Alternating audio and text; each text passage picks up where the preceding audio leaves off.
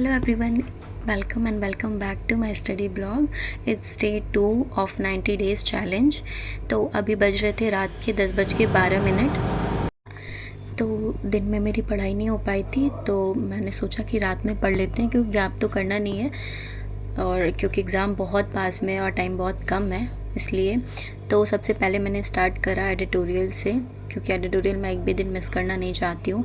Editorial करा, उसके बाद से फिर निमिषा मैम के टेलीग्राम ग्रुप में ये वीकली पीडीएफ देते हैं वो कैब के, तो इसमें सारे एडिटोरियल के वीकली वो कैब होते हैं। तो इनको रिवाइज़ करा, इनको पढ़ा और मतलब ये पूरा मैं एक वीक में इसको मैं ख़त्म कर देती हूँ थोड़ा थोड़ा पढ़ के। के बाद फिर मैंने करंट अफेयर्स की क्लासेस ली, क्योंकि करंट अफेयर्स में ऐसा है मैं कुछ दिनों से बहुत बैकलॉग चल रहा है, तो फिर मैंने सोचा कि अभी जो पहले का है उसको मैं बाद में पीडीएफ से कर लूँगी और लेकिन अभी स्टार्टिंग के जो क्लासेस अब चल रहे हैं उसको मैं डेली करूँगी। तो अब आज की मैंने क्लासेस ली और करंट अफेयर्स के लिए मैं कुछ सर को फॉलो करती हूँ, इन्हीं के पीडीएफ्स और इन्हीं के क्लासेस। फिर एक्चुअली मुझे बहुत नींद आ रही थी, तो फिर मैंने लगाया अपना फेवरेट सॉन्ग और इसको सुनते सुनते फिर मैं चेकलिस्ट सॉल्व करने लगी। तो सबसे पहले मैंने रीजनिंग के चेकलिस्ट से शुरू करा, क्योंकि एक्चुअली अभी मेरी स्पीड बहुत कम हो गया है, थोड़ा गैप हो गई थी जिसकी वजह से स्पीड कम हो गया मेरे। तो फिर से मैं चेकलिस्ट सॉल्व करना शुरू कर दी।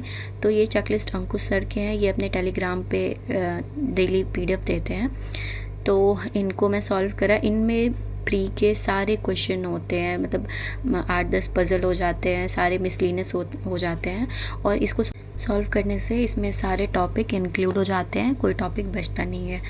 तो इसके बाद से फिर मैंने क्वांट के भी पीडीएफ सॉल्व किए चेकलिस्ट।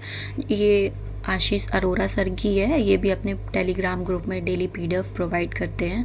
तो इनके पीडीएफ में भी होता है, सारे मिसलिनियस के क्वेश्चन हो जाते हैं, अर्थमेटिक के भी क्वेश्चन हैं और डीआई के भी क्वेश्चन मिल जाते हैं।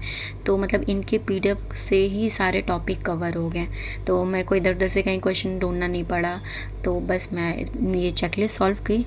और मेरे पास एक कमेंट आया था कि दीदी आप इतने प्रोडक्टिव कैसे रहते हो, आप लगातार कैसे पढ़ लेते हो। तो देखो, सबके प्रोडक्टिव आवर्स होते हैं, मतलब स्टार्टिंग के जो आवर्स होते हैं जब आप पढ़ाई करने बैठते हो तो उस टाइम पे सब लोग प्रोडक्टिव होते हैं। तो आप उस टाइम पे अपने सबसे डिफ़िकल्ट सब्जेक्ट कर सकते हो जो आपको डिफ़िकल्ट लगता है। बट मैं बताऊँ कि मैं भी लगातार पढ़ाई नहीं करती हूँ, बीच बीच में मैं भी गैप लेती हूँ और फिर जब मेरे को बोरिंग लगता है तो फिर मैं सॉन्ग भी सुन लेती हूँ बीच में। लगातार पढ़ाई मेरे से भी नहीं होती है। So that's all about today's study blog. So if you like this video, so don't forget to like, share and subscribe.